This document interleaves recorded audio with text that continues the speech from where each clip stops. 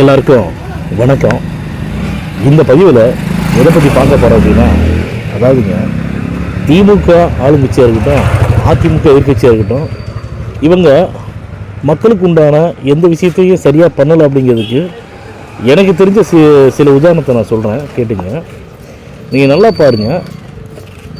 அரசு சார்ந்த கட்டிடங்களாக இருக்கட்டும், அரசு சார்ந்த நிறுவனங்களாக இருக்கட்டும், எந்த இடத்துல ரொம்ப நல்லா நீட்டாக, ஐயோ ரொம்ப பெருமைப்படக்கூடிய லெவலில் என்ன இருக்குதுன்னு மட்டும் பாருங்கள்.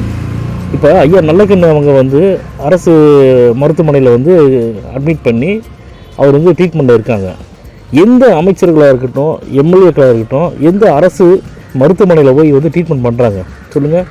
காவேரி ஹாஸ்பிட்டல், அப்போலோ ஹாஸ்பிட்டல் சொல்லிட்டு பெரிய பெரிய ப்ரைவேட் ஹாஸ்பிட்டலில் தான் போய் ட்ரீட்மெண்ட் பண்ணுறாங்களே. ஏன் இதே அமைச்சர்களாக இருக்கட்டும், எம்எல்ஏக்களாக இருக்கட்டும், போய்ட்டு அரசு மருத்துவமனையில் அட்மிட் பண்ணி ட்ரீட்மெண்ட் பண்ண முடியாதா? ஏன் போக மாட்டேங்கிறாங்க? ஏன்னா அங்கே சரியான வசதிகள் இல்லை, சரியான கழிப்பிடம் இல்லை, பேஷண்ட் அதாவது நோயாளி தங்குறதுக்கு உண்டான வசதிகள் இல்லை. அப்படிங்கிற ஒரே ஒரு காரணத்துக்காகத்தான் தன்னுடைய உயிரை ஐயோ உயிர் போயிருமேன்னு சொல்லிட்டு உயிர் பயத்தில் கோடியாக கொள்ளையடித்த பணத்தில் கொண்டு போய் ப்ரைவேட் ஹாஸ்பிட்டல் அட்மிட் பண்ணி கொடுக்குறாங்க. நீங்களே நல்லா யோசிச்சு பாருங்கள் மக்களே. நான் சொல்லக்கூடிய விஷயங்கள் சரியாக இருக்குதா இல்லை தப்பாக இருக்கான்னு நீங்கள் பாருங்கள். அதாவதுங்க, அரசுங்கிறது, அரசு மருத்துவமனையாக இருக்கட்டும், அரசு பள்ளிக்கூடமாக இருக்கட்டும், எங்கே நல்லா இருக்குது சொல்லுங்கள்? அப்போ அரசு பள்ளிக்கூடத்தில் படிக்கிறவங்களா இருக்கட்டும், அரசு மருத்துவமனையில் ட்ரீட்மெண்ட் எடுக்கிறவங்களா இருக்கட்டும், அவங்களாம் பாவப்பட்ட ஜென்மங்களா? அரசு பள்ளிக்கூடத்தில் படிக்கிற மாணவர்களாக இருக்கட்டும், மாணவிகளாக இருக்கட்டும், அவங்களுடைய அப்பா அம்மா எல்லாமே பாவப்பட்ட ஜென்மங்களா? யோசிச்சு பாருங்கள். அதாவதுங்க, சமமான ஆட்சியை நான் கொடுக்குறேன், மக்களுக்கான ஆட்சியை கொடுக்குறேன்னு சொல்லக்கூடிய இந்த திமுக அரசு என்ன பண்ணுதுன்னா, ப்ரைவேட்டை, தனியாரை நல்லா வளர்த்து விட்டுச்சு.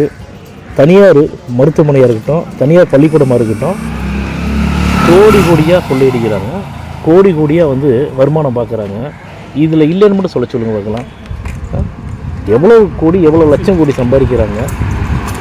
ஒரு ஒரு ஒரு கோச்சிங் கிளாஸ் எடுக்கிறதுக்கு ப்ரைவேட் தனியார் எவ்வளோ சம்பாதிக்கிறாங்க, எவ்வளோ ஃபீஸ் கட்ட வேண்டியது இருக்குது. அதாவதுங்க, தலைவர் விஜய் அவர்கள் சொன்னது ஏற்றுக்கக்கூடிய விஷயம் தான். தனியார் மருத்துவமனையாக இருக்கட்டும், தனியார் பள்ளிக்கூடமாக இருக்கட்டும், அதை சீரமைச்சு ப்ரைவேட்டுக்கு ஈக்குவலாக நான் எல்லாத்தையும் மாற்றி காட்டுறேன் அப்படின்னு சொல்கிறாருல.